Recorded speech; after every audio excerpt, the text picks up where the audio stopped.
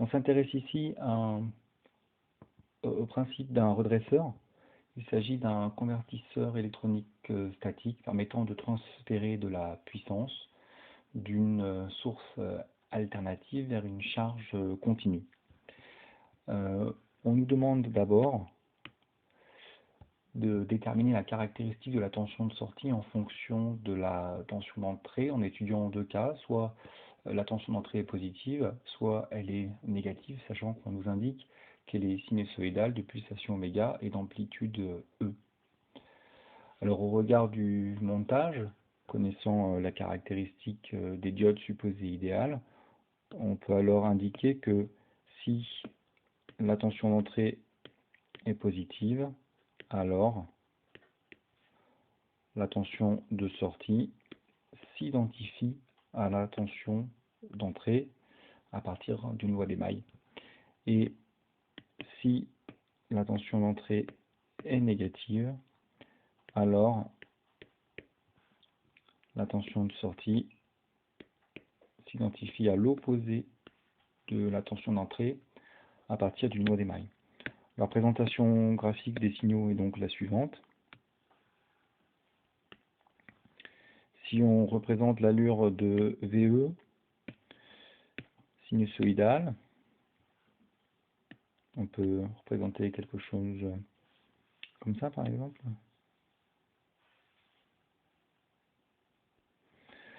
On peut faire apparaître l'amplitude E. Et si on représente maintenant l'évolution de VS, là où VE est positif, VS s'identifie à VE. C'est le cas sur, par exemple, la première demi-période. Et si VE est négatif, alors VS s'identifie à son opposé, à l'opposé de VE. C'est le cas sur la demi-période suivante. Et on peut produire ainsi l'allure du signal VS. Le montage est appelé redresseur bi-alternance car toutes les alternances de la tension de la source sont redressées aux bornes de la charge. On perçoit alors qu'un filtrage passe-bas permettrait de conserver uniquement la composante continue du signal bi-redressé. Et on perçoit donc le fonctionnement du redresseur. On peut noter ça en associant un filtre passe-bas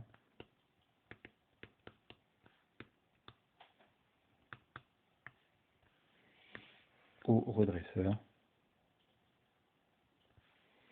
On ne conserve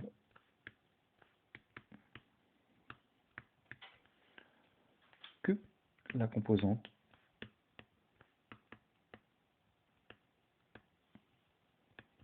continue du signal. Dans la question suivante, on s'intéresse au montage expérimental qui permettrait de visualiser les tensions d'entrée et de sortie avec un oscilloscope sans entrée différentielle. Donc la seule solution serait d'utiliser une sonde différentielle ou un transformateur d'isolement. Si on reproduit le schéma du montage, on peut représenter le pont de diode,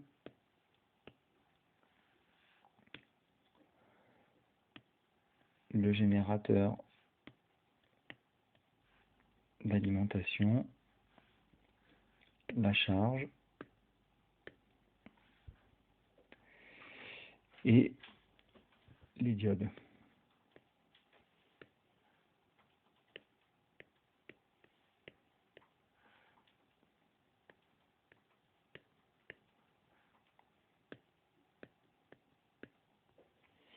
Alors on constate qu'on peut par exemple prélever en voie 1 d'un oscilloscope en plaçant la masse ici qui sera commune avec celle du générateur la tension VE. Et pour relever la tension VS, on peut placer une sonde différentielle ou un transformateur d'isolement.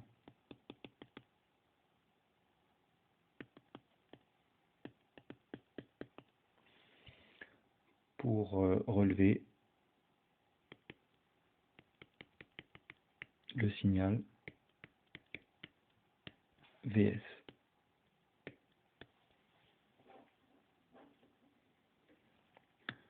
On utilise, comme indiqué, donc, une sonde différentielle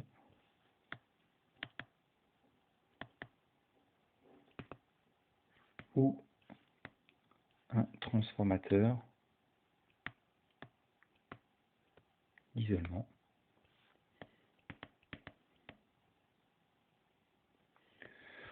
Si on ne le fait pas, eh bien on risque de court-circuiter, comme on le voit sur le schéma, l'une des diodes, et donc ne plus faire fonctionner le montage redresseur.